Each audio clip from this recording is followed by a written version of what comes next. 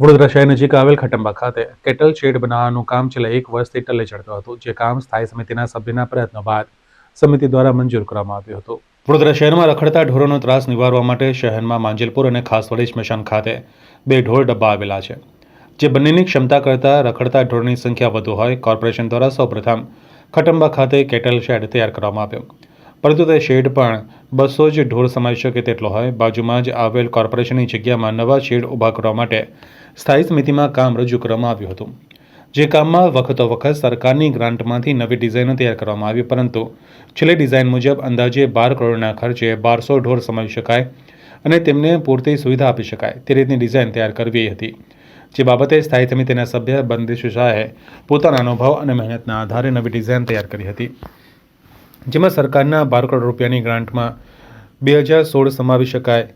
તદુપરાંત biogas plant કાર્યરત થાય અને ઢોરોના છાણ એકત્ર કરવા માટે પણ અદ્યતન ટ્રેક્ટર વસાવી શકાય તે રીતની રજૂઆત કરી હતી, જે ડિઝાઇનના ગતરોજ સ્થાયી સમિતિના તમામ સભ્યોએ મંજૂરીની મહોર મારી હતી, જેથી આગામી દિવસોમાં 1 વર્ષથી ટલ્લે ચડેલું આ કામ વહેલી તકે પૂર્ણ થાય અને વધુમાં વધુ રખડતા ઢોરોનો સમાવી શકાય તે રીતનું આયોજન કરવામાં આવ્યું છે. આજરોજ 2000 ગાયોને અદ્યતન સુવિધા સાથેનું બાયોગેસ પ્લાન્ટ સાથેનું અને શ્રેડર સાથેની એક અદ્યતન સુવિધા સાથેનું 2000 ગાયોનું કેટલ શેડનું કામ મંજૂર થયું છે, જે મળેલી ગ્રાન્ટ 12 કરોડ કરતાં ખૂબ જ ઓછા ખર્ચે એટલે કે 7.5 કરોડમાં જ તૈયાર થઈ જશે. જ્યારે જૂનું વર્ષ પહેલાં 4 કરોડની ગ્રાન્ટ હતી, ત્યારે આ જ કામ આશરે 6 કરોડ ને 77 લાખના ખર્ચે 600 ગાયો માટે બનાવવાનું કામ હતું. ત્યારબાદ 12 કરોડમાં ફક્ત 1200 ગાયોનું કામ થાય એ પ્રકારનું કામ હતું, જે માટે મહેનત કર્યા બાદ અને અધિકારીએ સાથે ચર્ચા કર્યા બાદ અધિકારીએ જે ડિઝાઇન બનાવી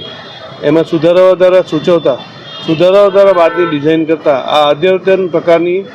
એક ખટંબા ખાતે ગાયો માટેની સુવિધા ઊભી થશે, જેથી ગાયોને ઓછામાં ઓછી તકલીફ પડે. આ પણ જમીન લેવલ કરતાં 3 ફૂટ ઊંચું પ્લેટફોર્મ બનશે, જેથી ગમે તેટલા વરસાદમાં પણ આ જગ્યાએ પાણી ના આવે એ પ્રકારની સુવિધા થશે, જેથી ગાય માતાને તકલીફ નહીં પડે એવું એક આયોજન કરેલું. બાયોગેસ માટે જે ગેસની સુવિધા છે આપણે ત્યાં બાયોગેસ રાખવામાં આવશે. એ આ જે ગાયનું છાણ છે એ ટ્રેક્ટરથી કલેક્ટ થશે અને ત્યાર પછી એ બાયોગેસમાં જશે અને જે ગેસ ઉત્પન્ન થશે એ ત્યાં આગળ જ એની સુવિધા ઉત્પન્ન થશે. આ સાથે ત્યાં આગળ અદ્યતન દવાખાનાનું પણ આયોજન કરેલ છે, જેથી ગાયોને તાત્કાલિક ત્યાં આગળ સુવિધા મળશે. અધિકારીઓએ કન્સલ્ટન્ટે જે ડિઝાઇન આપેલી હોય એ પ્રમાણે એ લોકોએ આ ડિઝાઇન મૂકેલી હતી, પરંતુ મારા અનુભવ પ્રમાણે મેં ડિઝાઇનમાં સુધારા સૂચવવાથી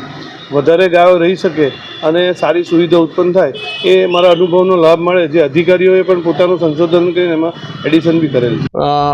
વડોદરા મ્યુનિસિપલ કોર્પોરેશન હસ્તકની આ ખટંબા ભાગ 2માં અત્યારે જે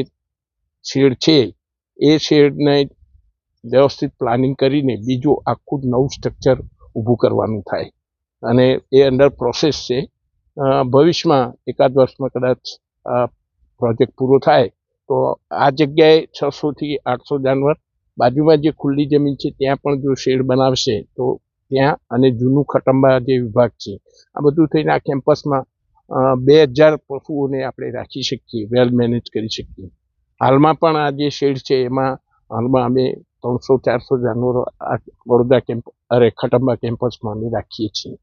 એટલે હાલ પૂરતી સગવડ છે, એમાં જરૂર સુધારો થશે, એનું સારું કામ.